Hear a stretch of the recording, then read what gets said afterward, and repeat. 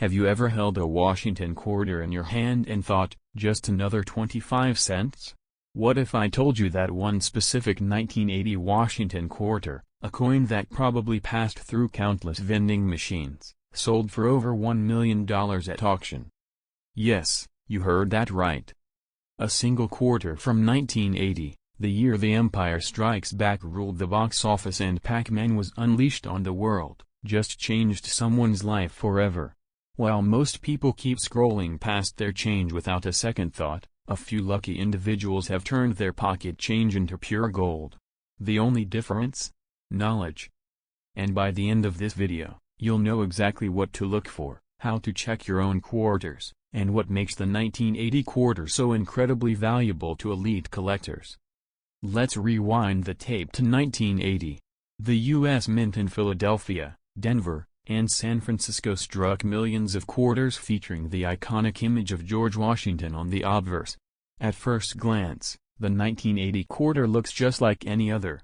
It's not silver, not rare by mintage, and certainly not flashy.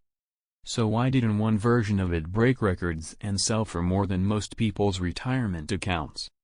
Here's the twist, it wasn't about what it looked like. It was about what went wrong during its creation. The most valuable 1980 Washington quarter wasn't struck in silver, wasn't gold-plated, and didn't belong to a special collector's set. Instead, it was struck on the wrong planchet, a rare mint error that caused the coin to be created using metal meant for another denomination. In this case, experts believe it was struck on a Susan B. Anthony dollar planchet, giving it a unique appearance, slightly larger diameter, and completely unexpected composition. Combine that mistake with the fact that the coin remained in near-perfect condition, graded MS68 by PCGS, and you've got a recipe for a once-in-a-generation treasure. When it went up for auction at Heritage Auctions, collectors knew this was no ordinary coin. The final sale price? $1,085,000. Yes. One quarter. Over $1 million. Let that sink in for a second. You could be holding that coin in your change jar, in your glove box, or buried in an old sock drawer. And the best part? You don't need to be a seasoned collector to find it, you just need to know what to look for. First, check the mint mark. The most valuable 1980 quarters were minted in Philadelphia, meaning you might see no mint mark at all, common for the era. But the magic isn't in the mark. It's in the error. Flip the coin under good lighting. Look at the size and weight. A standard 1980 quarter weighs 5.67 grams. But if yours feels heavier or lighter, or if the edges look different, smoother, or with fewer ridges, you might be holding a planchet error. Next, look for striking issues, double-die obvious errors, off-center designs, or visible doubling in the words Liberty or In God We Trust. Even a slight doubling on George Washington's face could mean the difference between 25 cents and a $25,000 payout. But here is where most people blow it, they don't get the coin graded. A rare coin with a valuable error is meaningless without professional authentication. Services like PCGS or NGC can certify the coin's error and assign it a grade. That grade is everything. It's what separates a lucky find from a 6- or 7-figure payday. And don't forget, never clean your coin. Not even a gentle rub with a cloth. Cleaning can instantly destroy its surface, and with it, the value. Now, let's talk about the collectors. Elite numismatists, the big players in the coin world, aren't just looking for rare coins. They're chasing stories, errors, and perfection. And when a 1980 quarter with an impossible error shows up in mint state condition, they'll pay anything to own it. This isn't just coin collecting anymore. It's high-stakes investment. And while some people dream about winning the lottery, others are already cashing in on forgotten quarters tucked away in old drawers. The only difference between them and you? They knew what to look for. Now so do you. So what's your next move? Grab a scale. Get a magnifying glass. Dig through those coins you've been ignoring for years. Look for that 1980 Washington quarter, especially those with odd weight, odd color, strange metal, or suspicious doubling. And if something looks off, don't dismiss it. That flawed coin might just be your million-dollar opportunity. But here's what makes the 1980 quarter even more fascinating. Most people never gave it a second glance. After all, it wasn't made of silver, it didn't come in a fancy set, and it didn't have a commemorative label. It was just a quarter. Ordinary, right? Not even close. Because among those ordinary coins, a few extraordinary errors occurred, errors that turned one of the most common coins in American pockets into one of the rarest in numismatic history. One coin. One slip-up. $1 million opportunity. Let's dig into the types of errors that made collectors go wild. The most valuable 1980 quarter discovered to date was struck on a Susan B. Anthony dollar planchet, a metal blank meant for a completely different coin. That means it had the wrong size, wrong weight, and wrong metallic composition. Imagine the chaos that caused. The press wasn't calibrated for that planchet, yet the coin came out nearly flawless. Not only was it a stunning error, it was aesthetic perfection, with bold features, a sharp rim, and gleaming surfaces that screamed mint-state quality. Even seasoned coin graders were stunned. The odds of such an error making it through quality control, then circulation, then surviving without wear, virtually zero. That's what made it so valuable. That's why collectors didn't blink when bidding soared past $1 million. But it's not just the Susan B. Anthony planchet you should look for. Off-center strikes, broad strikes, clipped planchets, and especially double-die obvious errors are all confirmed from the 1980 quarter run.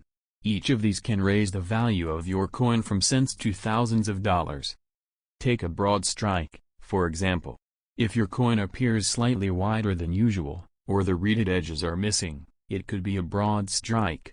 That alone, if uncirculated, can make your quarter worth hundreds to thousands of dollars. Now think about this, even circulated versions with rare errors have sold for 4 and 5 figures. That means even a quarter that's been through a few pockets might still be worth enough to pay your bills for a month, or more.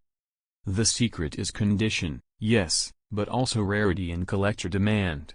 Right now, the coin market is red hot. With inflation and economic uncertainty, investors are looking at tangible assets, and rare coins are becoming prized collectibles, and even part of investment portfolios. And 1980? That's a sweet spot.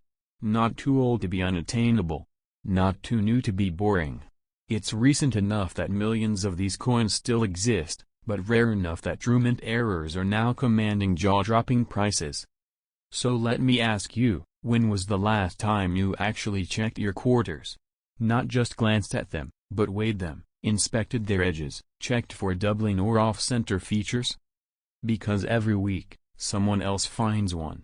A misprint, an odd strike, a wrong metal. And while they're mailing it off for grading, researching auction sites, and fielding 5-figure offers, the rest of the world is still using quarters for parking meters. You don't need to be a numismatist. You just need curiosity and a bit of patience. A scale, a magnifying glass, good lighting, and maybe a cup of coffee and an hour of your time. And let's not forget, the US Mint isn't perfect. Despite their massive quality control systems, coins like this still get through. It's not about if there's another 1980 planchet error out there. It's about who will find it first. That person could be you. The next coin show could feature your quarter. The next auction record could have your name behind it. You just have to start looking. Coin collecting isn't just a hobby anymore. It's a hunt. A puzzle. A test of observation. And for those who succeed, it's also a source of serious financial reward. This isn't about luck, it's about knowledge and timing. Because that rare 1980 quarter wasn't just found by chance. It was recognized. And that's the difference. Anyone can find a coin. But only those who know what to look for can turn it into treasure. Don't underestimate that handful of change. Your next visit to the bank, your next look through an old coin jar, your next trip to a flea market, that could be the moment your life changes. So here's what to do next. Pull out every 1980 quarter you can find. Look at the date. Weigh it. Flip it under bright light. If anything looks odd, metal color, size, edges, letters, set it aside. That might be your $1 million mistake. And once you have it, send it to PCGS or NGC. Don't delay.